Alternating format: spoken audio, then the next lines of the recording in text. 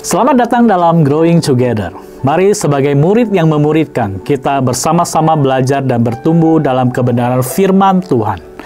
Let's grow together.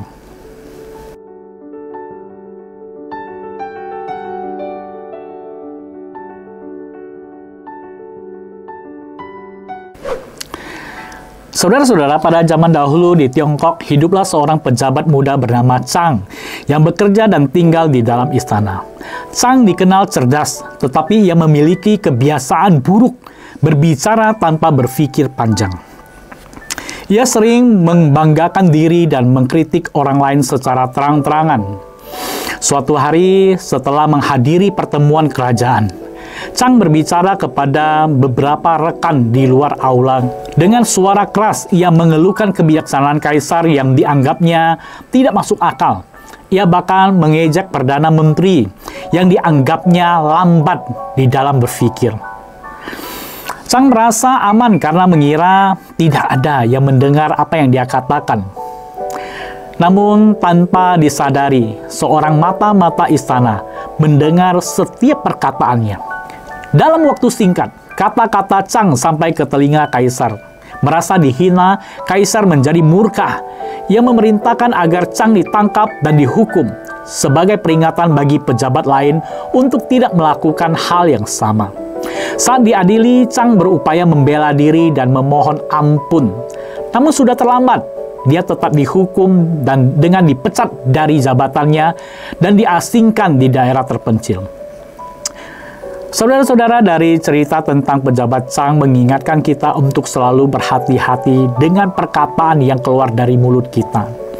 Seperti pepatah lama mengatakan, mulutmu harimaumu. Artinya, apa yang kita ucapkan bisa mendatangkan bencana bagi diri kita sendiri.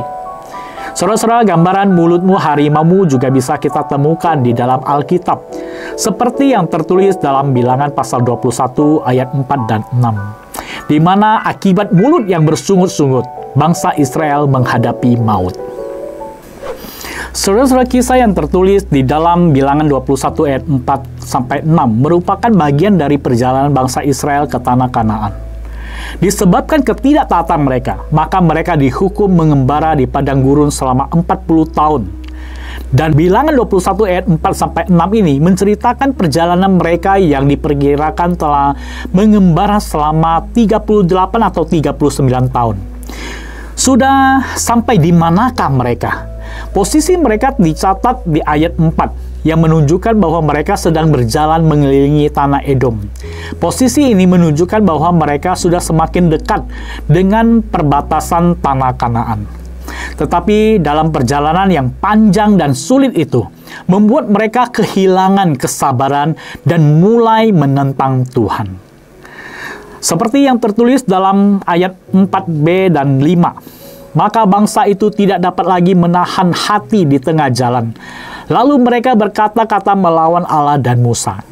Wujud upaya melawan Musa ditunjukkan dengan menyalahkan Musa yang telah membawa mereka keluar dari Mesir dan masuk ke dalam kondisi yang lebih buruk.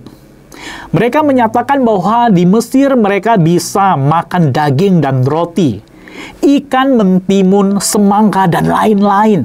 Banyak makanan enak yang bisa mereka makan. Sedangkan di padang pasir, mereka merasa hidup menderita, hanya makan mana. Sering kehausan karena kekurangan air, dan selalu hidup dalam bahaya sebab harus berperang dengan bangsa-bangsa lain. Tentu kondisi ini tidak sesuai dengan ekspektasi mereka. Dan kondisi inilah yang membuat mereka lupa akan hal besar yang telah Tuhan janjikan bagi mereka, yaitu tanah yang berlimpah-limpah susu dan madu. Saudara-saudara tahu, lupa akan janji Tuhan membuat mereka hanya tahu bersungut-sungut dan tidak tahu bersyukur atas pemeliharaan Tuhan. Mereka berkata, muak dengan mana yang Tuhan berikan. Saudara-saudara, bangsa Israel bersungut-sungut bukan sekedar ungkapan kekecewaan terhadap kepemimpinan Musa, tetapi juga merupakan ekspresi kekecewaan mereka terhadap janji Tuhan yang tidak kunjung mereka alami. Mereka seakan menyesal mengikuti perkataan Musa untuk pergi dari Mesir. Dan bersama dengan itu, mereka juga seakan menyesal mengikuti pimpinan dan janji Tuhan. Oleh sebab itu mereka berkata-kata menentang dan melawan Tuhan.